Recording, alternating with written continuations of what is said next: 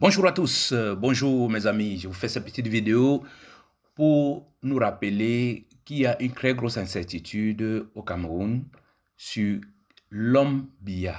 Qui était Paul Biya? Qui était cet homme que les Camerounais semblent ne pas connaître? Et très rapidement, il faut que je vous dise, il ne s'agit pas de revenir sur des qualificatifs assez désagréables comme menteur, tueur, génocidaire, féman, chef bandit, trou du cul, comme disait, comme le qualifiait, comment on l'appelle, Donald Trump. Non, il ne s'agit pas de cela.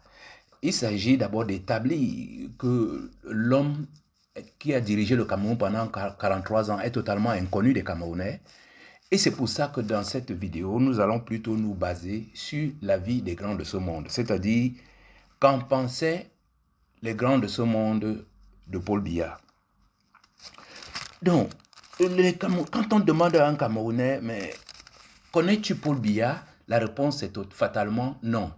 Et quand on lui demande, en dehors des Français, connais-tu quelqu'un qui connaît Paul Biya? La réponse est également non. C'est dire qu'on ne connaît pas l'homme. Mais qui était Paul Biya? L'homme qui a reçu les hautes instructions de la totalité des 8 présidents de la 5e République française.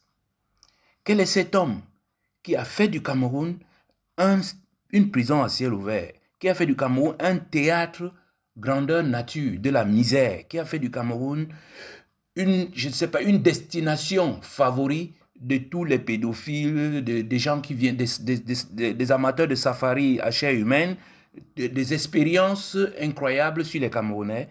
Le Cameroun est devenu un centre d'esclavage moderne. Toute population, que vous soyez nigérian, africain, chinois, libanais ou n'importe quoi, vous pouvez venir pratiquer l'esclavage au Cameroun. Qui était donc Paul Biya que la France s'apprête à nous imposer l'image ou la photo encore pendant 7 ans? Comme je vous l'ai dit, nous les Camerounais, nous ne le connaissons pas. C'est pour ça que nous allons nous appuyer sur le regard des grands de ce monde pour nous dire ce qu'ils pensaient de l'homme. On va commencer en tout honneur, comment on dit ça en français, on va commencer d'abord par la vie de Paul Biya lui-même. Ensuite, les Camerounais, les Français, Thabo Mbeki, Kémy Séba, Paul Biya, Douala Ngando, il ne faut pas se négliger, l'opposition camerounaise, Bandakani, le RDPC et Omar Bongo. Voilà en gros, mes chers amis, la vie de ces grands de ce monde que j'ai sélectionné et vous allez vous-même vous faire votre propre idée. Commençons par les généralités. On sait qu'il est né vers 1933 au Cameroun. Le parent le plus connu est certain Louis-Paul Odjoula. Il a fait l'école d'administration des colonies. Il est successeur de Amadou Ahidjo à la tête du Cameroun depuis 1982 et il est connu par les Camerounais de cette fameuse photo. Et sa nationalité est douteuse. Certains pensent qu'il est genevois, d'autres pensent qu'il est camerounais puisqu'il dirige le Cameroun. Et au Cameroun, il n'y a pas la double nationalité. Mais il y a une certitude, il est français d'ailleurs. Ceux qui s'intéressent au Cameroun savent que c'est la campagne électorale au Cameroun en ce moment. Et l'image de campagne électorale du président Paul Biya, la voilà. Bleu, blanc, rouge. Ah oui, je vous le dis, c'est l'image officielle de la campagne pour cette année. C'est-à-dire qu'à force de se cacher, à jouer aux marionnettes sous coupe, ils ont fini quand même par assumer cette usurpation d'un étranger qui dirige le Cameroun. Mais ce n'est pas le but de cette vidéo. Revenons à nos moutons. Nous allons aller à pas de course sur ce que pensent les grands de ce monde de Paul Biya ou bien ce qu'ils pensaient de lui. Lui-même, Paul Biya, il se faisait appeler le fantôme. C'est-à-dire qu'il a débarqué au Cameroun un 9 juin, après ses disparitions classiques, et il nous a dit, le fantôme vous salue. Et que les gens qui s'intéressaient à ses funérailles, il leur donnait rendez-vous dans 20 ans. Mensonge ou vérité, c'est pas ça la question. Ce qu'il faut seulement savoir, c'est qu'il se faisait passer pour le fantôme, ce qu'il colle bien à ce qu'on nous dit de sa gestion de ce pays. Pendant 43 ans, il n'a vécu qu'à Genève. Deuxième grande personne sur cette planète qui peut nous donner leur vie, ce sont les Camerounais. Les Camerounais appellent Paul Biya la photo. en référant à cette photo que les Français avaient trafiquée et qui trône dans tous les bureaux, toutes les toilettes, toutes les poubelles du Cameroun. Vous ne pouvez pas, quand vous arrivez au Cameroun, la première chose qui vous frappe, c'est cette photo. Partout où vous partez, quels qu'en soient vos problèmes, vous allez trouver cette photo accrochée quelque part. Donc, sur ce point-là, une fois de plus, les Camerounais ont également raison. Les troisièmes plus grands de ce monde, c'est les Français. Les Français qui sont les seuls à avoir interviewé Paul Biya pendant toute sa vie, l'appelaient exclusivement, lui rappelaient que vous êtes le Sphinx. Mais le Sphinx n'est pas un objet vivant. C'est une sorte de représentation à tête humaine, le corps d'un lion et avec les ailes d'aigle. Donc le rôle d'un Sphinx, c'est de garder un temple, c'est de garder les tombes.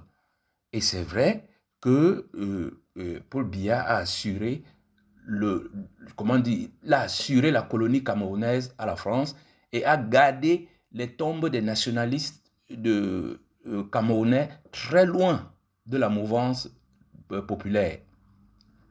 Donc de ce côté, une fois aussi de plus, on peut dire que les Français ont eu raison. Maintenant viennent des appellations comme Thabo Mbeki disait que c'est une marionnette qui me donne envie de vomir. Mais une marionnette, c'est un objet animé, manipulé par un marionnettiste qui lui donne la vie. Mais une marionnette n'est pas fidèle à 100%. Or, le président Paul Biya, il est fidèle à la France à 100%. C'est d'abord ça qui justifie ses 43 ans à la tête du Cameroun. C'est-à-dire que pour ceux qui connaissent les marionnettes, parfois vous tirez sur la ficelle et la jambe part du côté où vous ne souhaitiez pas. Mais le président Paul Biya, quand la France lui dit « mets un pied à gauche », il met à gauche. « Mets dans le trou, on te coupe le pied », il met. Donc, ce n'est pas une marionnette. Deuxièmement, on disait que c'était une girouette. Pour ceux qui connaissent les girouettes, quand le vent tourne, la girouette prend le sens de la direction du vent. Mais parfois, quand le vent est un peu compliqué et tout, la girouette se met à tourner dans le sens qui n'était pas prévu, jusqu'à ce qu'il y ait un équilibre. Alors, le président Paul Biya, il a assuré à la France, c'est le seul parmi tous les présidents de la France-Afrique à être là depuis 43 ans, parce que c'est une fidélité absolue. D'autres disent aussi que c'est un guignol et tout. C'est vrai, entre le pantin, la marionnette et la girouette, le guignol, c'est ce qui se rapproche le plus de l'homme. Donc, autrement dit, on est en train de nous expliquer qu'Émile Seba nous dit que Paul Biya est un guignol. Autrement dit, les Français ont pénétré dans sa tête et ont envahi ses mains et tout ce qu'il fait, c'est fait par les Français. Ce qui est vrai, mais même chez les guignols, le guignol peut trahir les intentions du récit du théâtre de celui qu'il manipule. Or, le président Paul Biya n'a jamais trahi le fait que c'est les Français qui le manipulent. Jamais. Donc, là aussi, on peut accepter que c'est un guignol, mais alors à condition que ce soit un guignol parfait. Qu'est-ce que c'est un guignol parfait? Un guignol parfait, mes chers amis, c'est ce qu'on appelle un robot. C'est-à-dire une machine programmée pour simuler des comportements humains. Donc les Français ont programmé Paul Biya depuis lui, Paul Odjoula, pour qu'il vienne mettre le Cameroun sur la coupe de la France. Et d'ailleurs, certains disent que c'est le modèle, le CPB 1982, modèle 1933, 43, 20. C'est-à-dire, c'est les mêmes styles que les Terminators. Sauf que quand vous voyez le Terminator, parfois il désobéit à son maître. Pour ceux qui ont vu Terminator 1, Terminator 2, Terminator 3, parfois le Terminator désobéit aux ordres de son maître pour protéger son maître.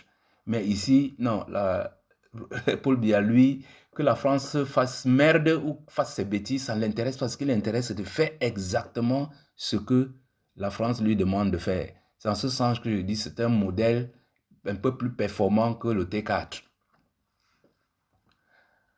Maintenant, les UPCistes, et en particulier Omar Bongo Papolitès, disaient que c'était un homme de discours.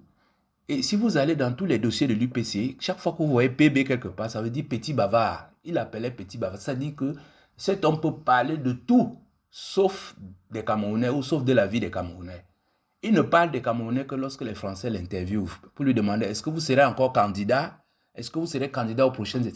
C'est la seule question que les journalistes camerounais viennent lui poser tous les 7 ans. Et d'une manière automatique, tel un robot, il dit toujours qui sera candidat. Les panafricanistes, l'un des plus grands panafricanistes de ce monde dit que Paul Biya est panafricaniste. Quand il dit l'un des plus grands, il s'agit de Bandakani. Et ne négligez pas Bandakani. Bandakani que vous voyez là, c'est l'un des plus, parce que lui fait le panafricanisme alimentaire. Et il est insatiable. Autrement dit, son avis ne dépend que de la taille de sa panse. Que dit Bandakani? Que l'homme qui a signé les accords de partenariat avec l'Union européenne contre l'avis des spécialistes africains, contre l'avis des chefs d'État africains, est un panafricaniste. Bandakani pense que parce qu'il a reçu 100 000 francs dans son compte, Paul Biya, qui maintient toute la diaspora camerounaise à l'étranger pour une question de double nationalité, est un panafricaniste. Donc vous comprenez très bien que, mes chers amis, la famine peut faire dire aux gens du n'importe quoi. L'opposition camerounaise a tendance à dire que Paul Biya est un dictateur. Mais je dis à cette opposition, allez revoir la définition des dictateurs, allez voir quels ont été les dictateurs de ce monde et comparer les pays de ces dictateurs-là au Cameroun. Vous verrez que la poubelle qu'est le Cameroun n'a rien à voir au pays d'un dictateur. Pas du tout, c'est je ne sais pas comment, c'est un robot qui a été programmé pour maintenir le Cameroun comme un centre d'esclavage pour la France, point. Donc, Paul Biya, très très loin d'être un dictateur. Il ne dicte rien au Cameroun. La preuve, il est couché aujourd'hui en Suisse, alors qu'on est en pleine campagne électorale au Cameroun pour laquelle il est candidat. Qu'est-ce qu'il dicte? Rien du tout.